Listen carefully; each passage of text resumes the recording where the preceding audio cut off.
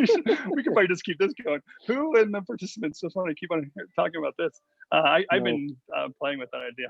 Hey, let's get started. I see that the YouTube light is on. That means we are live and having fun. You can see I'm being joined today by my friend Ryan Summers. Ryan, welcome. Thanks for joining me today. Hi, thanks so much for having me. And Joel is actually traveling like me. I think he's taking his own road trip back to Atlanta today. So us Rev Thinkers, we say experts travel, and we are putting it to the test, aren't we, in the COVID crisis? Yeah. Do you pick up special like bonus miles or something for all this travel right now, or the like airlines like, can we find more of you? Well, I am driving, but you would hope Okay. that hotels would be giving me 5 times the points because they're charging me 1/5 the rates. So I guess it's equaling out one way or another. Yeah. When I was in Colorado 2 days ago, I did use some like, what is that? The cash points or whatever. But I paid 59 cents per gallon for gas when I filled up in Colorado. So wow. $1.19, $1.12. We've seen it all levels. In California, of course, it's extreme at 220 right now, right? Whatever. So it's the highest I've seen it. That's crazy. But it has been. We were talking, Ryan and I were talking a little bit before we went live, which is the idea of traveling and using some critical thinking to see different communities and different people hitting different stress levels is some of what we've been hearing at Rev Think. We've been talking to people not only just across the United States, but across the world. And you can hear the different points of crisis and what that would be of large cities where there's actually a health crisis, and then in smaller communities or small countries where there isn't a health crisis, but now there's an economic crisis. And I think people trying to find their voice and trying to explain what's fair without looking selfish in a very shame culture, it's been a lot, I think, what we're all trying to navigate, right? And not just talk to our crazy aunt and use her as an excuse, but try to express some of our own thinking. So interesting time, Ryan. I think you and I could probably do a whole hour-long conversation about what it takes to be critical thinking. But some of what inspired our topic today really too is, I'll come back to this thought of like what leadership should be and trying to have a clear voice and creating a standard that's right for you and your company and your employees that makes sense. But also I've been hearing, and I get the nature of what the employees aren't telling the employers now too. And to have like that barrier between, we'll say honestly, as an employer, we want the best for our employees. We go home at night, we stress about them, we think about them, we plan for them. And then we go to work and you don't get the total honest feedback from your employees. So sometimes you're a disconnect and you believe you're doing what's best, but you're not hearing from them. You and I chose you in this topic because you and I have both been employees at very large corporations, and we know that both sides of the coin now, don't we? So isn't it interesting to and tell me your experience? Why don't you just? I'll just kind of give a brief background of like, I started in industry. The first major company I worked for was Dick Clark Productions, and then I went to what became Imaginary Forces. At Imaginary Forces, I was 28 years old, had 70 employees working for me. So you can understand what a horrible leader I was, under 30 with almost twice as many employees as I had years behind me. But that already kind of disconnecting from it, but recognizing to be the voice of employees, being a head of operations and trying to express that, you really can feel a gap difference. Now, once you take the role of owner, and what you're really thinking as an owner, and then kind of what you are perceived as selfish as an employee, isn't there? Yeah. I mean, I haven't owned my own company, but I have gone up that ladder of which I think a lot of people have gone through right before they start their own place of being, a meat and potatoes worker and then becoming, an art director or a creative director and having to, straddle that line between ownership and the people doing the work.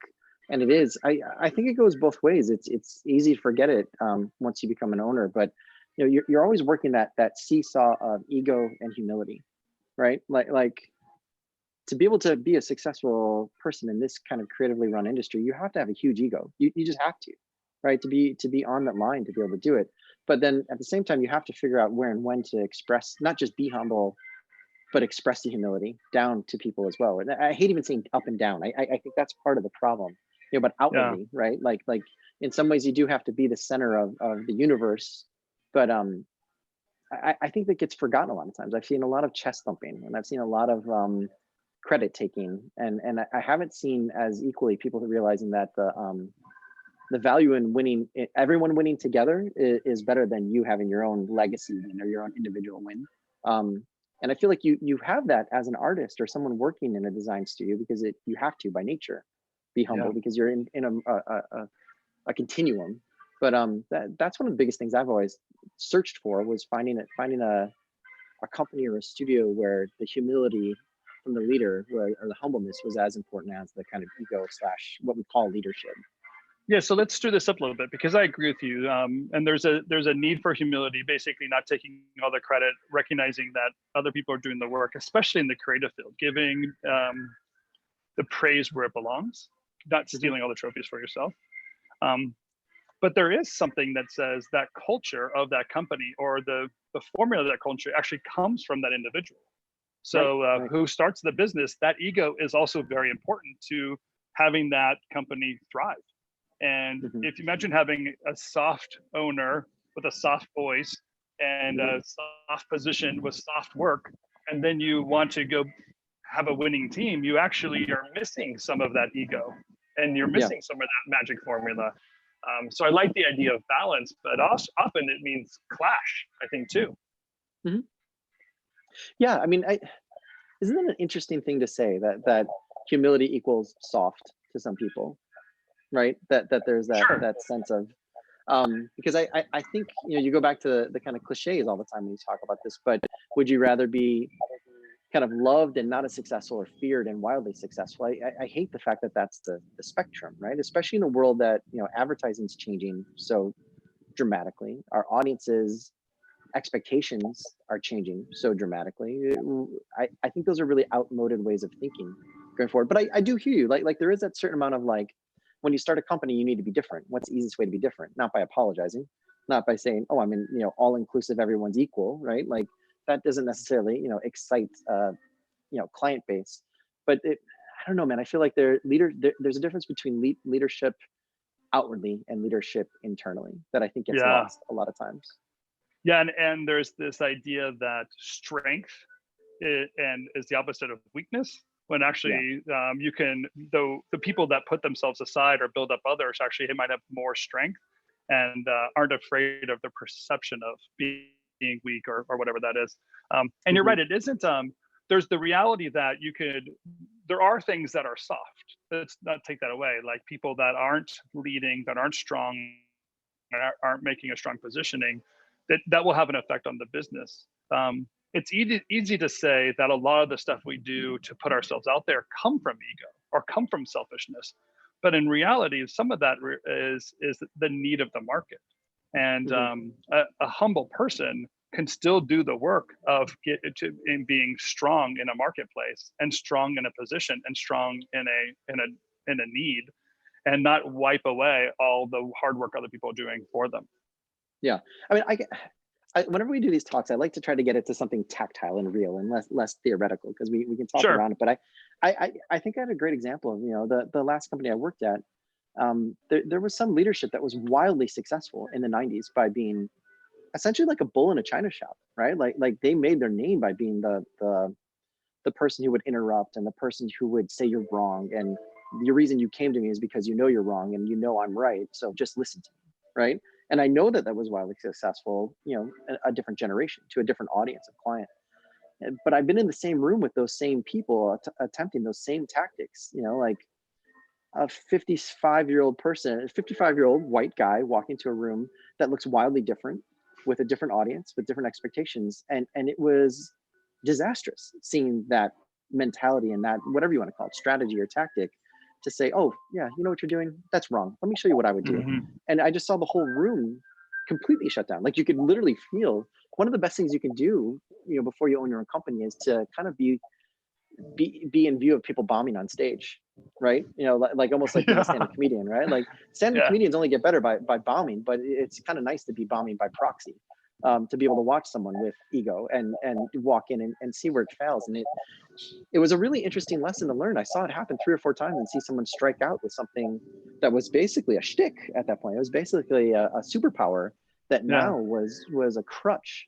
So I don't know where that necessarily leads to, but I think that the thing you said, the fact that strength's opposite is not weakness, there's ground to mine there to talk about in terms Yeah. of like how to walk in and work with.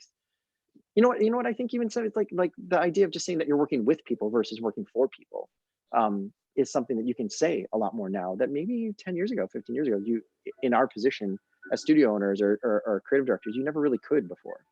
Well, so we'll go to the point of like the necessary part of collaboration, and even you know, as I thought through and created the 4 stages of a creative career, what I realized is most people move from the artist stage into the auteur stage, right? And I define that as other people do the work and you get credit for it. That's the auteur stage.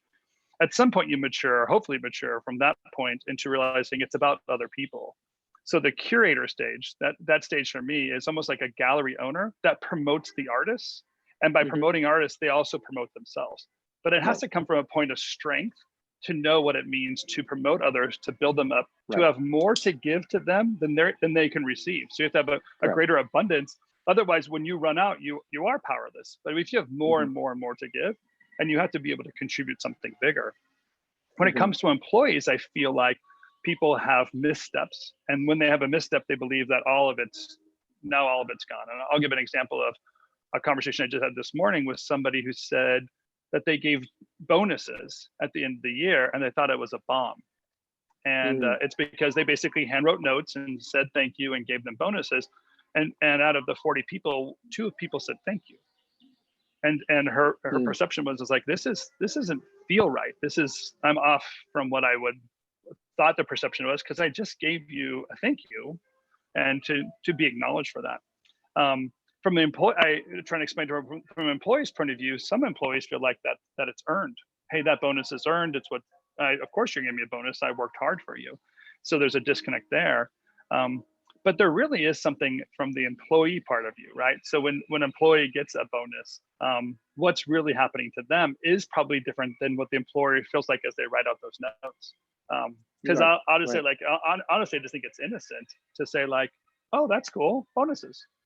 And to forget to say thank you because it just showed up in my paycheck, you know, like it's an operational procedure more than a personal procedure. And I think that a lot of our issues or disconnect with what's being perceived as from an employer to employee could have some hang up on us a little bit. Yeah, absolutely. I mean, it really comes down to understanding expectations too, right? Like we're just in an interesting time right now where, at least in our world, there aren't a lot of advantages for people to become employees, right? Like you really have to find a way to explain why I should be an artist working for someone and you get to take a certain percentage of my energy for the, you know, just for being there, versus 3 people getting together and starting a studio in the back of a garage or in a WeWork space or wherever it might be, right? Like it's an interesting time that somebody handing out bonuses is upset that there isn't a thank you, because I guarantee that there's probably a whole bunch of other issues under the surface beyond that, if that's what they're worried about, right? Like that expectation is like, you should thank me for this. I'm sure that is not what all the employees are thinking. I'm sure the employees are thinking, you should thank us that you made enough money. Exactly right. To be able to give a bonus, right? I earned that bonus, like because the value proposition in the last few years has changed dramatically for an employee, right? Like, I mean, short of essentially being an employee that has family that gets access to insurance, right?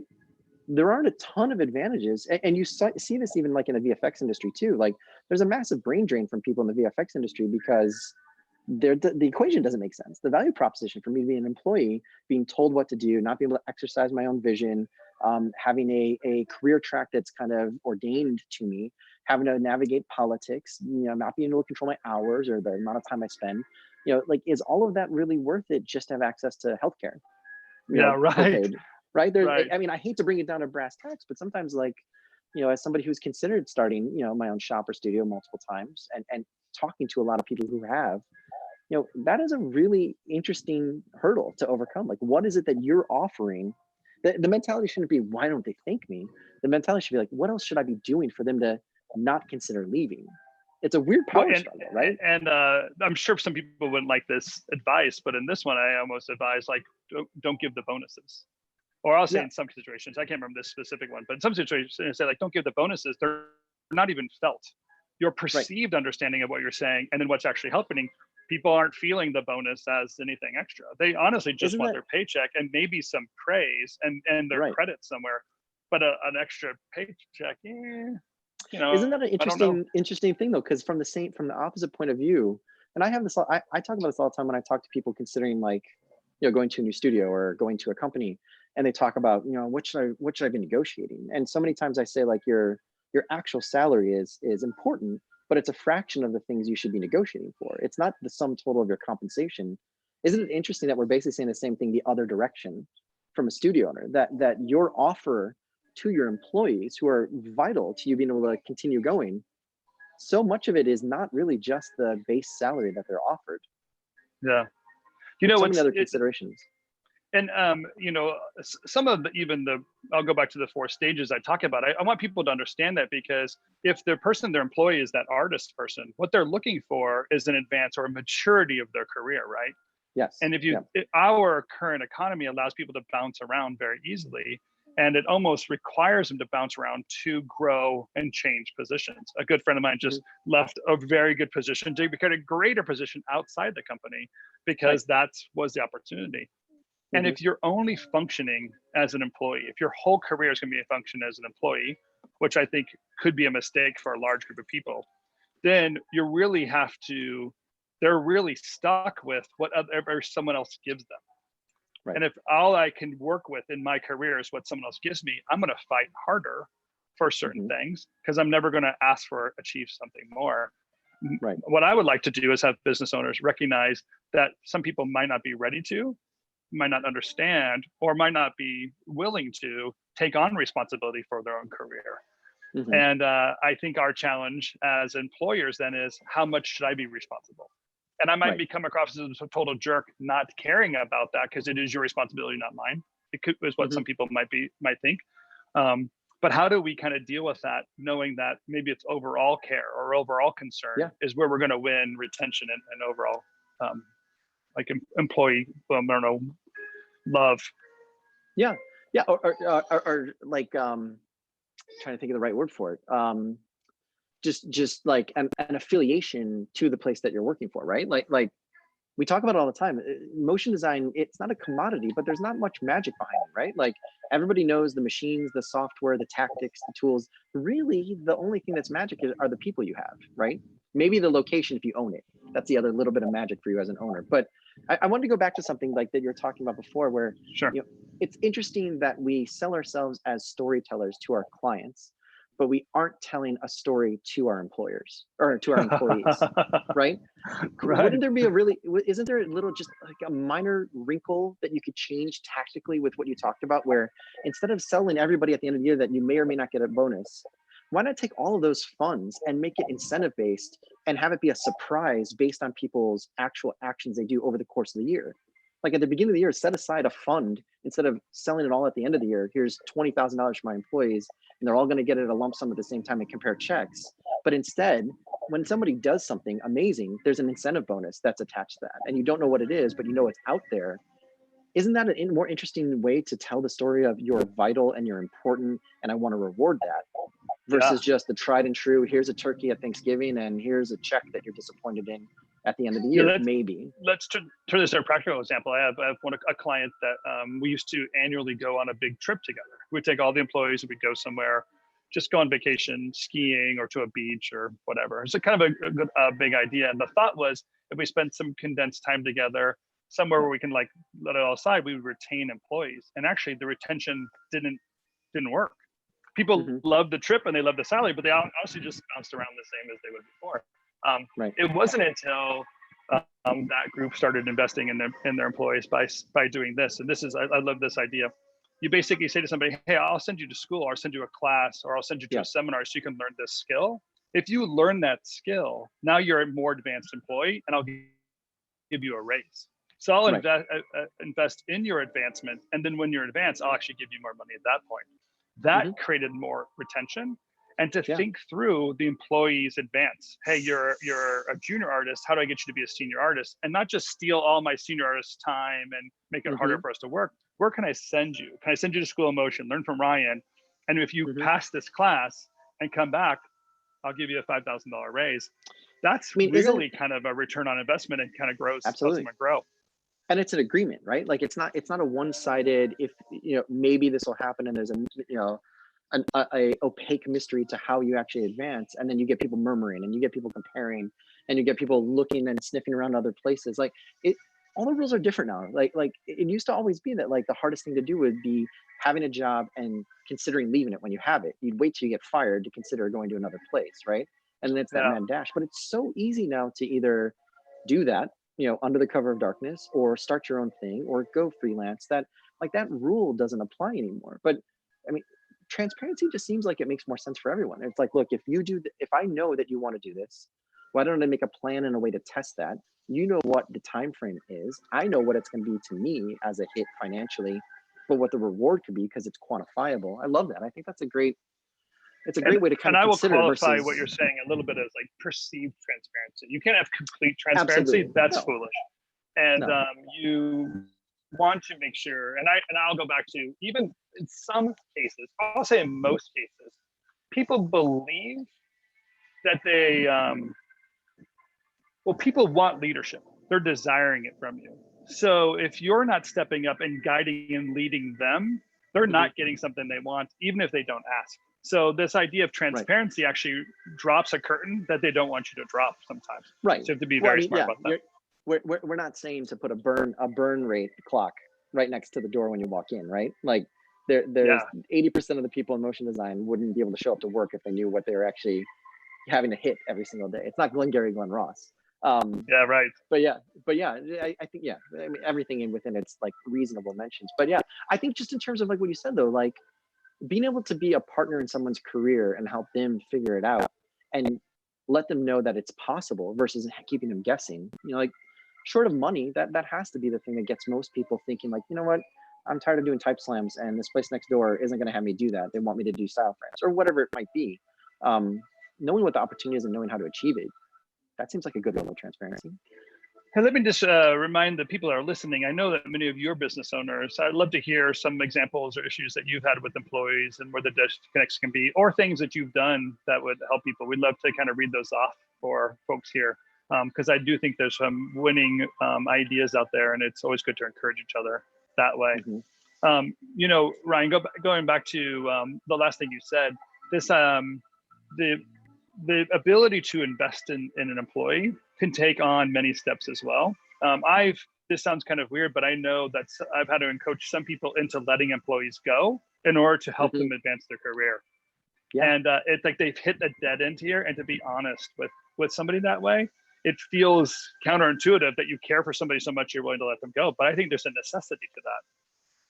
I mean, that's another form of transparency, right? I was actually pretty surprised witnessing that, even at a place like Imaginary Forces. Like sometimes you get people who see what it's like to be an art director or a CD, and they want it desperately, and they either don't have the spot available, or no matter how much you try, they're not ready for it. And the effort it would take for them to be placed into a position to be able to be ready for it, it would cost the company for doing that, right? Like you can't solve everyone's problem all the time, but being able to have the willingness to say like, let's move on and let me help you find that way to that path. I can send you to 3 places that might be able to get you there. There might be a better opportunity. That takes a lot of maturity. Again, that's that ego humility, right? Like how many people have the humility to tell someone this isn't the place for them, and also extend the hand for them out, because maybe they come back 3 or 4 years from now grateful and in a completely different state. Like that whole paying it forward has a benefit too. Meg Open did a comment earlier about humility. I'll read it. It's a little long, so I'm going to truncate it just real quick. But there's Dr. Mark Brackett. He's the Yale head of emotional intelligence. He wrote a book recently. And Brackett would argue that humility as a leader is one of the most critical skills sets you can have, and suggests that respect, and suggests those that respect humility are the strongest leaders. So he's actually, it sounds like to me in the book, he's actually kind of saying through emotional intelligence, understanding how human interaction works from one to the other, humility is a necessity. Let's go down to something practical. I think one of the reasons humility works is that you listen when you're humble. You don't believe you have to have all the answers, that an employee can't give you some good advice. I think listening is one of those key aspects of humility. Yeah, I mean, listening, I keep on thinking this whole thing, like, I'm a big fan of Bruce Springsteen, so that probably ages me, but he always talked about how he had to take on the role of, it's an interesting phrase, but he had to take on the role of a benevolent dictator. Like, he had to be able to say, and I feel like even when I worked with Guillermo del Toro, it was the same way, that he was open to ideas coming from anyone and anywhere, but in the room, everyone had to know that he was the one who was going to make the decision. And I thought that that was a great way to ride the balance. And it's funny how I keep on seeing these people that are heroes of mine, and they say a version of that, the humility side comes from everyone is equal until a decision has to be made. And then I'm going to take on the responsibility as the leader, but I want your ideas to come in all the time. Like almost like a showrunner on a TV show. Like there's a room of people that are throwing ideas, but I got to make the decision. Such a brilliant way of saying it. Yeah. And then that's, and I'll say that that's a struggle I often hear with leadership of businesses, is they can't understand the difference between knowledge and opinion. And to have to be able to listen to everyone's opinion and meet those opinions isn't a need. To take people and listen to what knowledge they're putting forward and to take that into consideration while making a decision, that is important. So don't ignore the good stuff, but everyone's opinion is just opinions, and you have to be able to discern and think that. We have a couple more ideas coming in. Marcel said this: the biggest lesson for me as a business owner is to make sure to listen to your team. Ask your team about what kind of projects they want to work on, their personal goals, what people feel are important, and they want to stay with you. The feeling is more rewarding than giving them a raise, and for the most part. And I would agree with that. It's really this idea that you're working in partnership with them, really, truly $20,000, $30,000 a year. Give it 1 year and that just absorbs in someone's lifestyle. So there's something about trying to meet their needs year after year that you can't just keep on giving them more and more and more money. Right.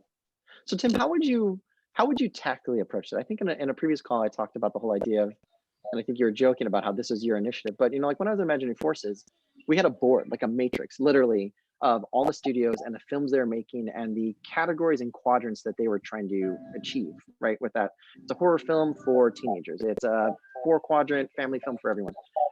Is there a way, if you run a shop, to have a similar thing, but looking reflexively internally? Like, these are all my employees, and assigned to them is, I know this person wants to be a creative director, but they're 4 years out. And maybe that needs to be a little bit more private, but being able to have a visual manifestation of the team and what you think would be a great way to incentivize them. Is that a role that someone takes? Is that something that ownership and management shares? Like, how would you tactically really approach that? Well, yeah, so that's a great question, by the way. And I love the idea of just a board. It reminds me of this leader I met in Moldova, and he quite literally has a curriculum for his people. And some of that curriculum was you have to read a book or go to a class. And the important part is he wanted to dialogue with them. He realized we're going to be stronger as a team if we can all speak the same language and have the similar references. So be part of our team and be part of and so follow along with the curriculum in order to elevate the overall growth. And he would give them, again, bonuses or pay raises if he met those needs. I think when it comes to internal recognition, one is, let's just make this point, not everyone is worth or should be invested in, right? You should have something specific of what your mission and your vision is for your company, and recognize that sometimes you have temporary needs or do temporary type work that isn't necessarily your long-term investment. So even though it's attached to an employee, you want to be investing in your future and make sure that's as clear as possible. And then, I'll just go back to probably more specifically, oh, that's cute, talking about people growing up. The long-term, what you want to do is think about incorporating something like you're talking about, a matrix, into your employee reviews and be able to speak a language with them. Even if you just stole my 4 stages and said, hey, this is what I want you to do with your career, take these 4 stages, what would this mean to you? And have a path that they can determine. I would do this. Once you have that path put out there and that conversation with that employee or your employees, recognize which ones are stepping up and which ones aren't. And this sounds really harsh, and it's going to sound very harsh. Those who don't understand or aren't willing to step up, they're your weak ones. You're going to want to replace them in time. because you want to have a team that can own their pieces of your work as well. Yeah, I mean, I think that's a great byproduct of this, is that the hard part is, sometimes the easy part is incentivizing people and rewarding them. The hard part is identifying the people that, even if you incentivize them, it wouldn't do anything. And by creating some type of system, you're creating a procedure that makes it easier to actually be able to make those decisions. Yeah, we're running out of time, but I just want to read a couple more of these comments because they're really great. From Jed said, a sense of partnership can be super valuable. I negotiated a discounted rate from my crew on a particular shoot. Then when we came back under budget, I gave them the difference back, which is awesome. It's a great way of saying like, hey, let's do this together. Let's make a win-win together and share in the reward, but get into it together and have everyone on the same page and knowing really why we're making certain decisions or making certain cutbacks. James said, one of the most difficult things I find in maintaining accountability over year is setting a goal and not letting the day-to-day operations eclipse those new goals. Yeah, excellent. Do you have an idea of really like sitting down with somebody, understanding those goals, and then how often you would have to go back to or remind yourself or them that you're trying to meet those goals? As an employee, how often do you want that to be brought up? It's one of those things that it can be too much, right? Like, is it quarterly? Yeah. Is it half a year? Is it every year? Is it when your bedtime? That's really smart. Well, Ryan, thanks so much for being part of the conversation today. I always love your insights and the thoughts that you have. So I appreciate being there. And give my love to your little one who you probably need your help. Absolutely. Yeah. Thank you guys. I appreciate the time. Take care. And it's good to be with you all today. Thanks for joining us on the daily briefing. We'll be back tomorrow. Tomorrow is open forum, so please bring those questions. We'll capture some of the questions you had today and carry them over tomorrow. And I am reading the Slack channels. It seems like there's a lot of kind of questions and great dialogue happening in the sales channel, and really kind of get the nitty gritty of what people are dealing with and the work that they're doing to do outreach for their clients. Many of you liked the sales funnel conversation we had yesterday, and I know Joel has some ideas to pick that up. So we'll pick that up again tomorrow. But again, thank you for part of RevThink. We do exist to help you thrive in business, life, and career. And we're thankful for you joining us each day. And we'll see you tomorrow.